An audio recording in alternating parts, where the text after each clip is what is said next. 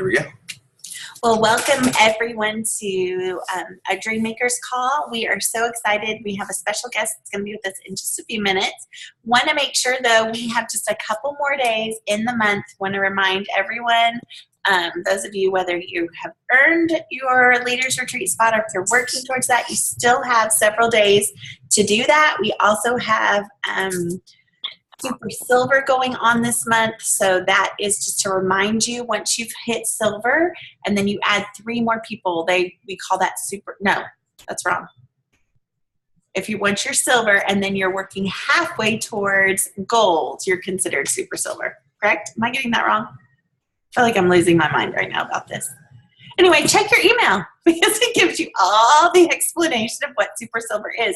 And you get to work for the bottom line is you get an extra bonus kind of slid in there where we normally wouldn't. And so that's an exciting thing you want to take advantage of if your team and your business is in that state and would qualify. What else is going on, Phil? It's Monday. It is Monday. That is true. It's the last Monday of August. Well, so next Monday will be a holiday, and so we will let you all celebrate with your family, friends, whatever you're doing, probably getting your kids ready for the next day of school after they've been off for 3 days. But make sure you enjoy that time together. And then there's some people on this page that are going to Maui in a couple weeks.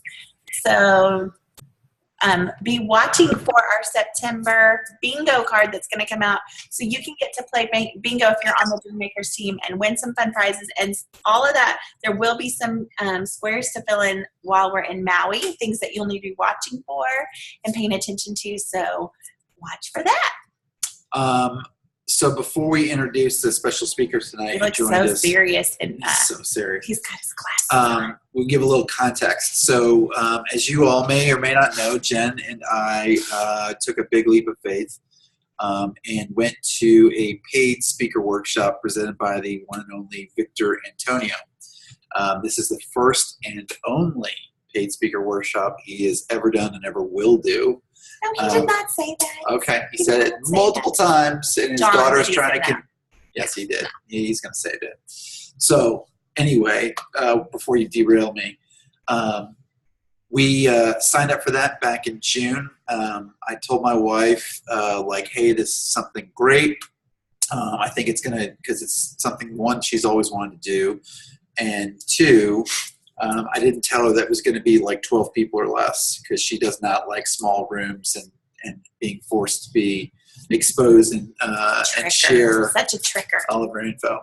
So having said that, we went to this workshop over the weekend and we met some really dynamic people. Some people from Colombia, Chile, Australia, Scotland. I'm just kidding. And There's Ireland, an inside joke there. And Ireland. So one of those people who wasn't that dynamic was Mr. John Carey. John hails from Kerry, Ireland. No, Cork. You get it wrong every time. He hails from Kerry. He's from Cork. Let him just tell. Just let him tell. They want to hear his accent anyway. You know, these girls jumping on here with his accent. As I'm trying to introduce, we're such a great team. We work so well together. So John, unfortunately, was seated right in front of us and got to experience the madness, which is the mangoes. And we bonded with him. We had a great time. And talking about him professionally now, John is a performance expert. He'll tell you a little bit about himself, but I want to brag on him for just a second before I give him the floor. He works with companies like Mercedes-Benz, Toyota, and improving their performance. They hire him, they bring him in to improve their performance in dramatic ways. Some of the techniques that he's going to show you tonight, some of the things he's going to talk about, I truly believe will change your business if you allow it to. He's a big believer in mindset. He is a dynamic speaker, and he speaks normally. We all speak funny. So with that, let me introduce our special speaker tonight, Mr. John Carey. Good evening, everybody. Hey. How's it going? Delighted to be on the call with you. Technically, it's 2 o'clock in the morning my time, so if I'm a little bit slow, please Please forgive that. And it's still 2 o'clock in Scotland as well. Okay, so that's good to know. Yeah, so met the guys, and they figured out I wasn't flying back till the morning. So asked me would I jump in the call. I said I would be delighted to. So maybe we'll spend 15 or 20 minutes together, and we might look at some stuff and take what you like, leave what you don't, and make what you do like uniquely yours. We learned that at the weekend, and it's very bloody good. Okay, so I have a little bit of a presentation done here, which I am going to figure out how to share. Can you see that now? Let's see. I'm going to make sure I give you control. There we go. Give it a shot now. I have to share and yes, it's my first time using Zoom. Oh, look at that. I'm so You're doing fantastic. First bomb. Yeah. Okay. So as the guy said, look, I'm a performance coach, mainly because I was hugely unsuccessful in my own sporting career. I played with my local team for 7 years, and we lost 7 finals in a row. And then I was finished college. I came to America. I was working with Toyota for a few years. And while I was away, then they went on to be hugely successful without me. And I became interested, or some would say obsessed with, how come we lost all those finals. And luckily, I was back on my holidays when they played like the state championship, and they won it for the first time in the history of the team and the club. And I was sitting up in the stand, and I was looking down, and I was delighted the guys won. This had never been done ever by our team. But also I was a bit gutted that I'd missed it. So down afterwards in the celebrations in the dressing room, in the locker room, I was sitting beside one of the guys, and I said, Jesus, fantastic, it's brilliant. But also I can't believe we lost all those finals. They go, yeah, I know. Thank God you went to America, because you were such a jinx. You had us killed. So we became interested on how we lost all those finals, which led me on to how teams work, and then how individual works, and ultimately, what is performance. And every aspect of life is really an element of a game. Business is a certain game, relationships are a certain game. And I'm not saying game in a negative way. It's just there's certain things that work, and if you do a couple of little things, it brings it to the next level. And often those things are very, very, very simple and minute, but minute things over an extended period of time make a big difference. So that's what we're going to. Hello. Okay, I'm gonna keep going. So, in simple terms, a performance coach in Ireland would have worked with lots of national title holders in sport. Also, and since last weekend now, clients of mine have 5 world titles as well. But basically, what we're trying to do here is we're looking at, you can perform in any area that you want to focus on, and one of the key resources is how you use your mind and how you use your head. So there's 2 things to remember. When anyone from Scotland ever tells you anything, you want to say to them in your mind, prove it, okay? So my job is to improve performance. So here's the deal. If I can give everybody on the call a performance improvement of somewhere between 10 and 35% in the next 90 seconds, will you stay with me until late into the night? I know, not really. Just stay with me for a little bit while, and we can see how that applies to your business and your lives. Is that fair? Yes. And if not, I will go to my bed and, think it was a bad dream and hope that I'll be recovered in the morning. Is that a fair deal? Fair deal. Yes. Super. So I'm going to do the stop share just for a moment so that you can see me. Okay? Is that better? Yep. Okay. So now I'm going to put this up a little bit. So what I want everybody to do is to stand up, if that would be okay. Yeah. And I want to make Jen do this. Okay. You need enough room in wherever you're standing to put your arms out like an airplane and turn around without hitting anybody or anything. or anybody or anything that you don't want to hit. Brady's Okay, so our measure is going to be stand wherever's comfortable for you, but roughly shoulder width apart your feet, and then lock them onto that spot. That's going to be our measure, okay? And all we're going to do is we're going to put our right hand out in front of us, and we'll just watch me first, is probably the easiest. And we're right hand out in front, and we're going to swing around to the right, and we're going to follow where our fingers are pointing to, and we're going to draw an imaginary red X crisscross to mark the exact spot on the wall or the office door or whatever you've got, okay? So remember, feet on the spot, knees straight, right hand out, swing around to the right, go as far as you can go, then looking at the ends of your fingers, crisscross your red X. Now, normally when I'm with a group, I go, have you got a red X? And everybody goes, we've got a red X. Okay, perfect. Now, the rest of this exercise, we will keep these beautiful things called hands firmly, physically by our side, okay? So the hands won't move until I say come back to us again. Now, this is an exercise where we use a bit of visualization, we use our mind or imagination, and that's often easier done with your eyes closed. Okay, I'm gonna leave mine open just so you see. With eyes closed, and if you tilt your head back slightly as if you're looking up, it makes visualization easier. So in your mind only, in your imagination, all I want you to do is see your right hand out in front of you as it was a moment ago. It'll physically by your side. So your two hands. In your mind only. There you go. Mind only, yeah.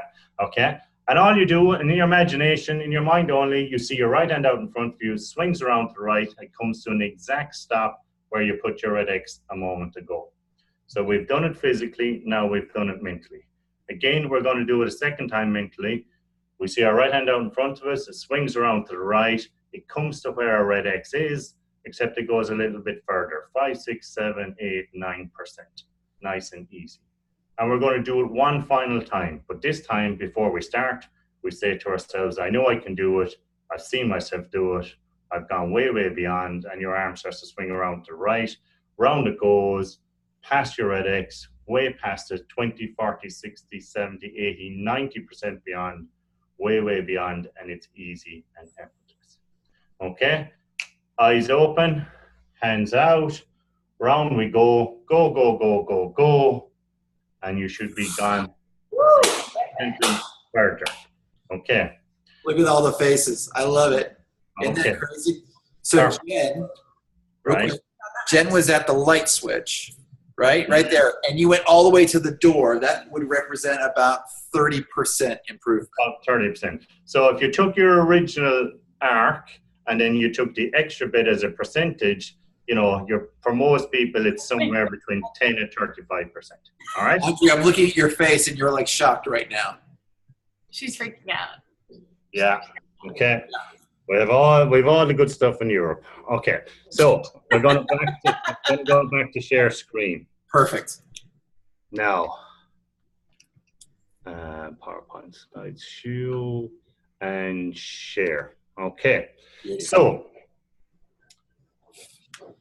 now here's the thing.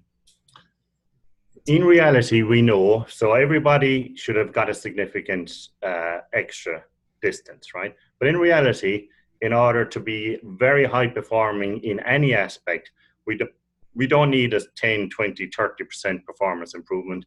We need actually a 1% performance improvement just consistently applied, because big changes, even though they seem attractive, things that go up very quickly come down even more quickly on the other side. What we want is significant progress, but in a gradual way, and we'll look at that shortly. The other thing to remember, and this is very important, that we did not, and I did not, give you any extra flexibility. You already had that flexibility in you. We just gave you a mechanism for using your head in conjunction to release more of your potential. And that's just an indication of how much more is in you in whatever way you want to apply that. All right? Now, we'll take some questions at the end and so on. So if there's anybody with questions, just note them and we'll get to them. Now, we are Okay. So if it comes to performance and it comes to increasing our results, ultimately that means something very interesting for us humans. It means that we've got to change, evolve, grow in some way. Now, this fantastic picture, which is hand drawn by somebody, which isn't me, represents the evolution of man in some make, shape, or form. And we don't want to get into any religious or any of that other discussion. We're just saying that over time, humans have gone from old generations to current day, right? And essentially, all the humans, according to anthropologists, at one stage after a particular plague, there was about 10,000 humans left in the world, and we're all related to them. So very close to extinction. But the humans that survived and the humans that got to, for us to be their ancestors, are essentially the ones that lived. They lived to pass on their genes. And they were the ones that were a little bit more risk adverse than the ones that got killed. So when Og was in the cave and he said, oh, I'm hungry, let's go out and catch a buffalo in a headlock, it wasn't a very good idea. He didn't get to pass on his genes, where the other person who stayed at home, you know, he got to have kids. So we are hardwired for generation, over hundreds of generations, or many, many generations, to be risk adverse, okay? Because we all have something which I call the prime directive. This is taken from Star Trek, and the prime directive for human beings is survival. We want to survive. We must stay alive, okay? That's our chief main programming language.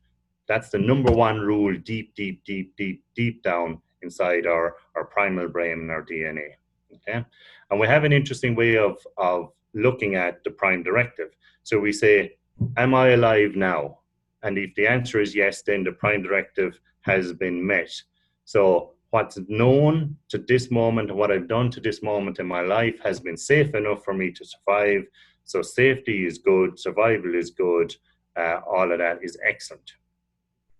So that is driving an awful lot of human behavior, which is fantastic. So the prime directive, survival. And over the years, over generations, because we have been more and more safety, we're essentially running through life in a very, very safe manner. And this is how I like to represent that. So we're all in a race and we are wearing a Michelin suit for protection. So we're trying to run down the road, but we need to be safe, but then we need to be really safe, then we need to be super duper duper safe, and so on and so forth, okay? But underneath that suit, we are all like this, the mangoes, right? We're all human beings that have, you know, that have loads and loads and loads of potential without this super safety or the comfort zone and, you know, the need to be extra safe, okay? I was doing this presentation for a group in Ireland, and I showed my daughter who's just finished college, and she goes, Dad, that's very sexist, isn't it? And I goes, how is that sexist? There's a man and a woman. She goes, what about gender neutral people? So, oh God. So I put in that for my 22-year-old daughter. So there's man, woman, and gender neutral. Okay. So what does that mean? What it means is we're hardwired not to change, because change equals risk equals potential danger equals debt equals non-survival, going against the prime directive. However, we've also got a drive in us. One of our human drives is to progress, to go forward, to develop, to grow, to move on. So essentially we have then what we call a life intention. So we want to go forward, but forward is different and it's risky, and that might be bad. But if we stay where we are, that's not great either, because we know we need to move on. Otherwise, we'd never come out of the caves. So a couple of years ago, in the university in Sweden, they designed an experiment, which was brilliant, I think, okay? And basically, they put an ad in the paper, and they said, we're doing an experiment. Come to the university, you take part, you get $80. It only takes a morning, okay? So loads of people said $80 for to be involved in a research study, why not? So a lot of people turned up, and there was no limitations on age, on sex, on education. It was just whoever turned up, you did it, you got $80, and you didn't do it, you didn't get paid. And we're going to have a quick look at that, because it's one of the few times that we can see that tension between wanting to go forward and wanting to stay where you are in others, because normally it's an internal thing. And it's called the 10-meter tower. Now, it's in Swedish, but it's not particularly important to know that.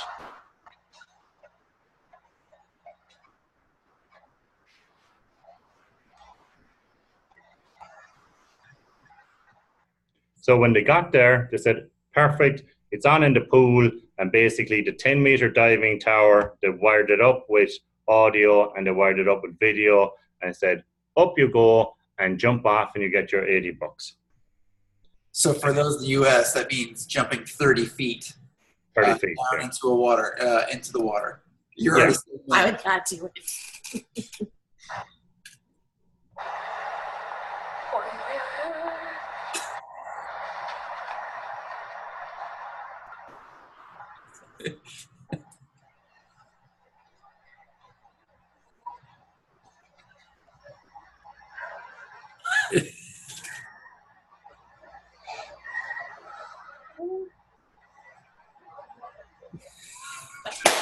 Why are you laughing? Because it's $80. All you gotta do is jump. Jump. Yeah. Jag vill inte vara sån, men det är lite högre än vad det ser ut. Alltså. Better than it looks. I wouldn't do it. I'm just telling you right now. Now, so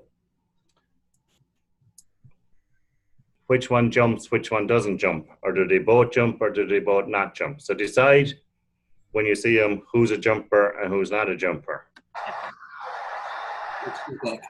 I think the girl's gonna jump, and the boy won't. None of them. That's what Oh, I really? think. None of them? Oh, look at this lady. What is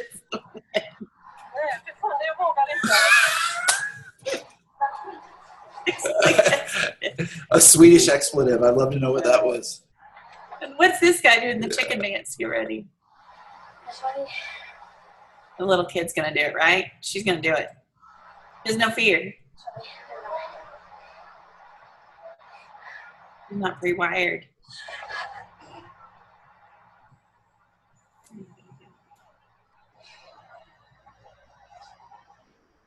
Nope.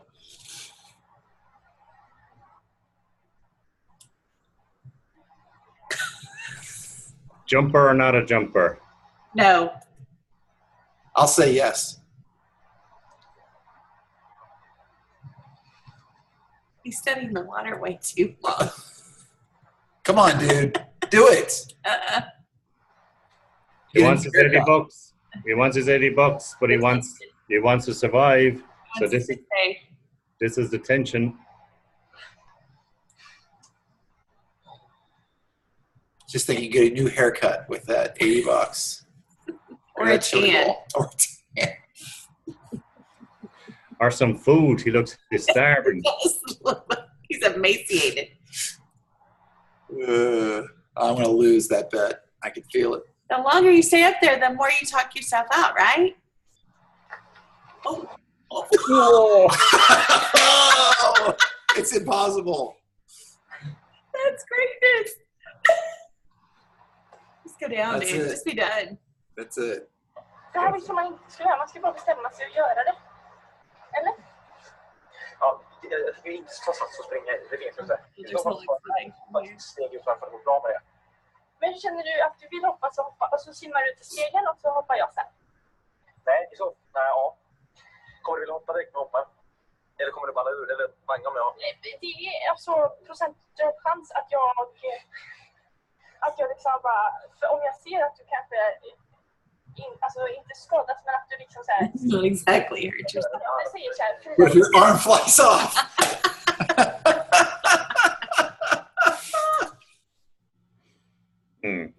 So we get the gist. Now this is on YouTube, and it's a fantastic social game that might involve alcohol. So, and you can decide who jumps and who doesn't jump. Okay. That's awesome. I will give you a tip. This is one free, which is the guy with the long hair and the tattoos. No, all show, no go. Wow. Crazy. Now, it's interesting to see how that tension back and forth. Now, we all have that internally in us, right? Because as human beings, we want to go forward, but change is risk is death. So how then do we make progress and get to where we want to go to achieve what we want to achieve? So ultimately, we've got to work with the raw material we have. And we're not really going to change our body overnight. We're not going to change our emotions, generally speaking, overnight. But what we can do is we can change our mind, and we can use and work with it to get us to where we want to go.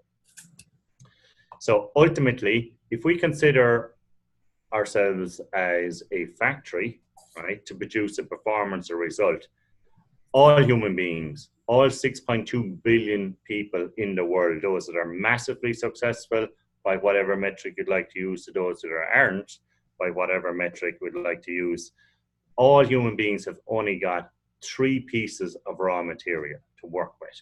You've got your mind, you've got your body, and you've got your emotions. What's important to you and what's not important to you, okay? And they all interact with each other, but they're the only 3 things you've got. And how you combine those 3 determines the quality of output, low, medium, or high, that you achieve, okay?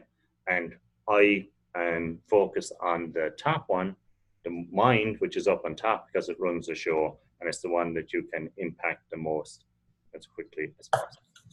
Okay? So, I love our friend here. Now that we know all that, what bloody difference is that going to make? What to do, what to do. So there's 6 things that I would recommend that we look at to apply.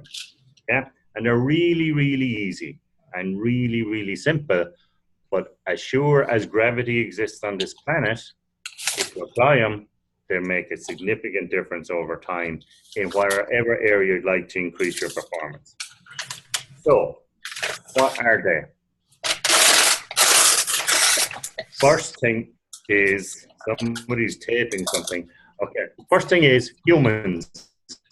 We need to have a big picture. Where do you want to go? What's the dream? What's the destination? You know, every human being loves to find out what's at the end of the rainbow, don't they? You know, what's at the end of the rainbow, okay?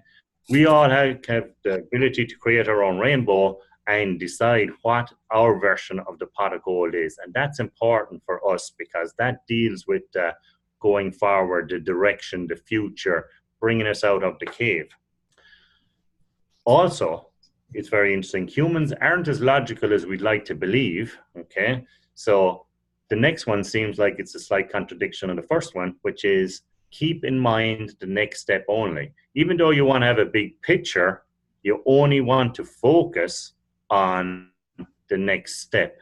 What's the next thing to likely move you towards that direction, okay? And the smaller the step, the easier it is, okay? And the reason small is good is because small doesn't trigger the fear of change, the fear of breaking the prime directive. Also, we as human beings, right?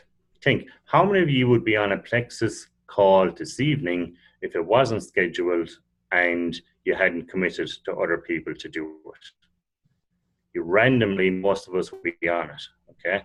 I definitely wouldn't be on it. I'd be in bed. Research shows you are 600% more likely to keep a commitment to others than you are to yourself. So think of it. Say you know, you met your friend and you said, you know what, we'll go for a run Sunday morning. And your friend says to you, well, we got to do it early because I'm doing traveling, I've got an event on. And you say, okay, let's do it at 6 o'clock on Sunday morning, right? I'll meet you at the park. Now, the alarm goes at 5:30 and you know your friend is going to be there at 6 o'clock. You are 6 times more likely to get out of bed and go down and meet him than if you thought, you know, I'd like to do a run Sunday morning, I'll go out early. And you go out and you're not meeting anyone, you're going to hit the snooze button much more likely than if you hadn't committed to somebody else. So use that commitment to others to help you move to the next step along the way to the end of the rainbow. Also, we have every time we make a decision, there's some element of risk to it because a decision requires change, okay? And we don't want to be waking the mind up all the time to all these changes we want to make. We want to make the progress without alerting the mind to the danger. So the best way of doing that is build a routine. And a routine is you make a decision once, you put it in the diary, you build it in, it slips in under the radar. The mind doesn't even know that there's something different happening, and it never gives you the resistance that it might otherwise do. Okay? Coming back to what we said at the start of the exercise, marginal gains, we don't need a 20, 30, 40, 50, 60% improvement. We need a 1% improvement, but consistently on a couple of key areas. Marginal gains is brilliant because it doesn't wake up the mind to resistance. Toyota are a fantastic example of that. They went from a small, irrelevant, tiny, local Japanese car manufacturer, made small, tiny cars, but they implemented a system called Kaizen, which is small, never-ending change.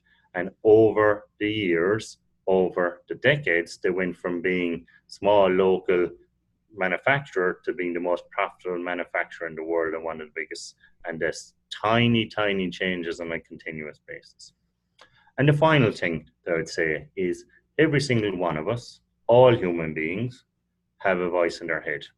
And we all talk to ourselves and we all say things. And that voice generally knows all the information on it because it's been with us since we were born, and it knows our fears and insecurities and all of that. So generally when it talks to us, it kind of knows where to hit below the belt. What we say to us has a huge impact in how we go about the world and how we perform. So our self-talk is key. I was talking with Phil, and I'm not sure if we have the right chemist, but we think it's Louis Pasteur. So Louis Pasteur, when he was giving out medicine to his customers, he'd also have them say, every day in every way, I'm getting better and better. And amazingly, his customers recovered from their illnesses much more than any other customers in the locality. Okay, so how we talk to ourselves is key. And what I'd say is be nice to yourself, be more positive, be more supportive. If most of us spoke to others the way we speak to ourselves, we'd permanently be going around with two black eyes. Possibly even worse. So be kind, be kind. So know what's at the end of the rainbow, focus on just a tiny next step, make commitments to others, build in a routine, look for little gains, and, talk to yourself like you talk to your best friend. Because, we all have friends, and friends are very important to us. And sometimes we go through hard times as our friends that help us through. They don't come in and beat us up when we're down. They help us up. So try and talk to yourself like you're your own best friend, and it makes the whole process just pop. Okay? Because we're in America, I said I'd finish with an American quote. So William James, who's an American philosopher, he said, the greatest need of the human soul in the 20th century, and we'll include the 21st century in it, the greatest need of the human soul is to be listened to and understood. Okay. Virtually nobody in the world listens to anybody else with the pace of life now. And if you do listen to them, they're never listened to long enough so that we can understand where they're coming from. So there's a desperate need out there from people to be listened to and understood. And my understanding of your business is that you talk to people, okay? So talk to people and actually listen to them and then understand where they're coming from. And if this business opportunity, if Plexus is the right thing for them, help them with it. If it's not the right thing for them, that's okay too. It's not for everybody. But by talking to people and listening to them and trying to understand them, you are doing a huge service to your fellow man. And where you give service, you get a return. And it's been that way ever since we came onto this planet. So listen to people and try and understand them and help them if we can help them. So I believe now we've got to the question section. And am I going to stop share there? Perfect. Yeah, perfect. Okay. So new technology. Wow. Okay. So any questions? Yeah, Rainey, please. Please. Hi, thank you so much for your time tonight. I mean, I know that this group absolutely appreciates your wisdom and the value that you imparted upon us. I want to go back to the last point that you made from your takeaways, and that was the self-talk and how key that is. And so I'm wondering if you could share with our group an example of maybe a mantra or a phrase that you use personally in your own self-talk. Yeah, I heard this a good number of years ago, and I'd say I consistently do it. I would think every morning. I'd say, I'd probably do it, I'd say if I miss 2 or 3 mornings a month. And what I heard this a long time ago and it made sense to me. And basically, I'm interested in human beings. I'm interested in performance. I'm interested in good things because I know there's plenty of bad things. So they're normally the first thing I say every morning when I wake up, when I'm knowing that I'm in the world, I say, something wonderful is going to happen today. It's a phrase that I heard somewhere, and I just said, something wonderful is going to happen today. And it just kind of primes. We all have mental blinkers, which is our belief system, because there's so much information in the world that if we had to take it all in, we'd go crazy. And if we went crazy, we might break the prime directive. So, but our version of reality is determined by what's open to us. And I'm always trying to open these out by saying, okay, I wonder what interesting thing is going to happen today. And the other thing I try to do myself, which I find hugely rewarding, is I like to do random acts of kindness. And if you want to see people freak out, then go through a toll booth and pay for the next person behind you or the person behind them that way. And it is so hard for people to go, oh, someone did something nice for me. They struggle with it so much. It's a kind of a hobby of myself and my wife's. So random acts of kindness, and something wonderful is going to happen today. And then the whole day then is just a mystery tour to see what that's going to be. I didn't even know it was going to be the mangoes. Who knew? Great question. Yeah, no, thank you so much for that. And I know, I feel like I can speak on behalf of this group that's valuable advice. And I know tomorrow morning I'm going to wake up and I'm going to tell myself that something wonderful is going to happen. And the beauty of that is looking for those many wonderful things to happen, right? Yeah, and again, look, everybody finds their own, but you're just priming yourself in the world, because you walk into the world and things come at you, and that's the nature of things. But you just prime for what you want, and it's like when you change your car, and you've changed model from what you previously had. You're driving down the road and you see them everywhere, and they were there all along. You just weren't primed for it. But now that you've changed and you have your new vehicle, you see, oh wow, you see them everywhere, and you want to try and see the good stuff, because there's plenty of paid professionals like newscasters to bring us the not so good stuff. Sure. Well, thank you, John. You're phenomenal. You're very welcome. I will send you my wife's number. Can you please call her and tell her all those things? Sure. Yeah, we'll validate you. Only joking. No, she's good. He's bringing some plexus home to her, so. Yes. Yeah, she's into wellness and stuff. Yeah. Scotland, yes, to Scotland.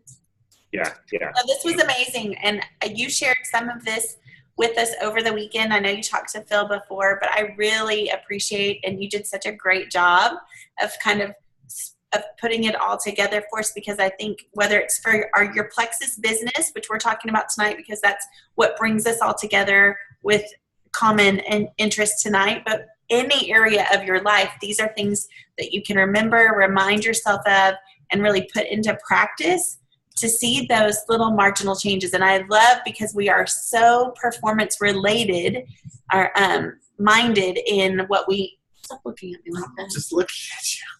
Because we're so performance minded and our world is so performance minded and things come at us at lightning speed, there is this pressure that a little change is not enough. And I think the reminder that just that marginal change continuing to happen each and every day or over each and every week, that's where the real magic happens. It's not about being awesome for a contest or awesome for a quarter for performance or awesome for a year. It's really being able to build on that. And I think you touched on that so well.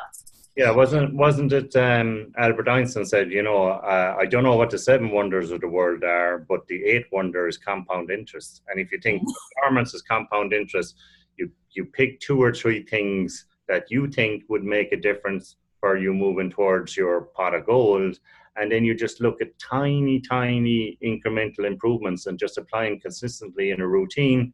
And, you know, momentum is a wonderful thing in all aspects of life when it's with you. And the sense of, like, as human beings, there's a very interesting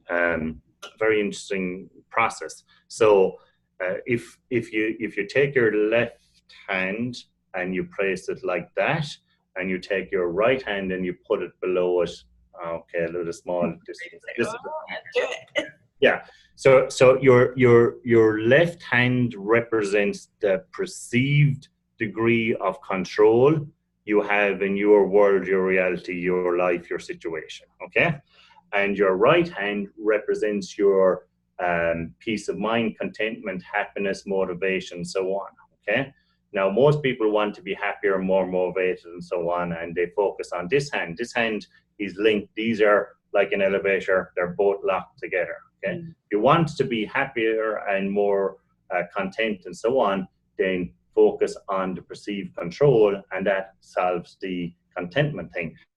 And perceived control is you deciding to do a few small things on a consistent basis because you're taking the control, and then this is bringing this up, and then suddenly it's much easier when you're out of the mud to run along the bank, and then up you go again. And it's small things. Instead of trying to, you know, hire a helicopter to get out of the mud, you just get up a little bit and a little bit more, and a little bit more, you know. It's really good. It's fantastic. Any other questions? I think Andrea's mind is still blown by how much further her hand went at the beginning. When we did this exercise over the weekend, I didn't do it because I did it over the weekend. I didn't want to. It's amazing that nothing changes. You didn't, like John said, we didn't do any stretching, right? Literally, your mind changed. And when I did it, I went as far as I thought I could. I was stretching, it was hurting.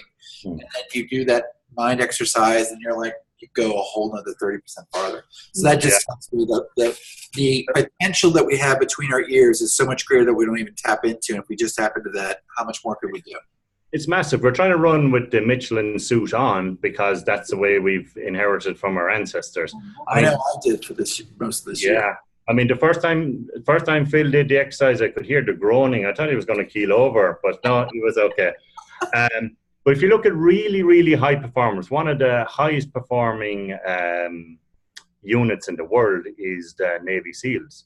So the Navy SEALs, you have to be in the top 3% to even apply to go to SEAL school. But in reality, you tend to be the top 1% that get in.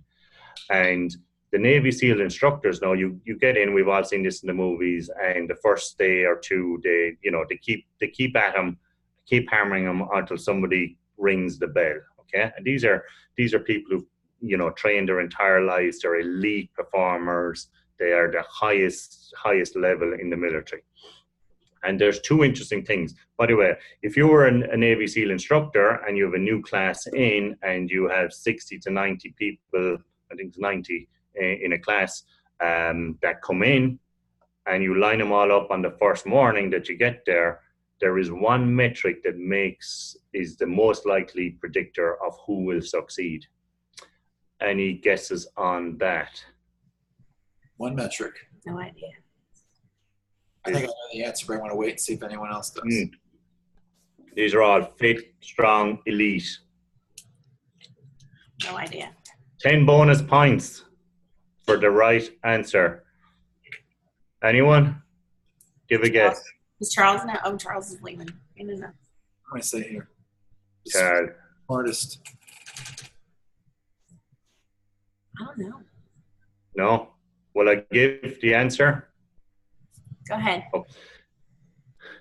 The shortest guys are the guys that are most likely to complete, because it's not about how physically strong you are, it's how mentally tough you can deal with it. And they're the ones that had to overcome more to even get into the program. Wow. But anyway, the first morning or the first day or the second day, they get the first quitter, right? Okay. And that's, they walk up and they ring the bell in front of everybody, and they get to go and have a shower and a sleep and go home. And that person thinks they're at the end, they're at their absolute limit, there's no more left in them. The instructor knows that in reality, in actuality, that person is only at 40% of their true limit, that they have at least 60% more in them. And most of us don't go around operating at Navy SEAL level, do we? So we're all operating in our comfort zone, and our comfort zone for most of us is set somewhere in the region of about 25% of our true capability. So that's why when we do the red exercise, there is so much more available to us because it's in us, you know, so just apply it. John, thank you very much. This has been tremendous. Thank you. I'll give you a big hand clap, virtual hand clap.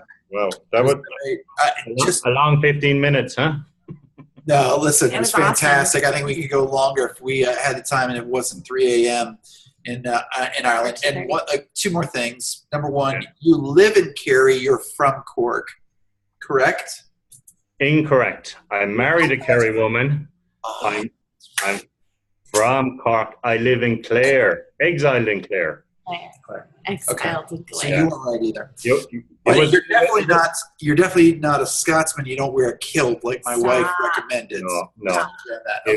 It was a good effort, Phil, but you know, like when you're in a hole, take the keys out of the loader. Just, you know.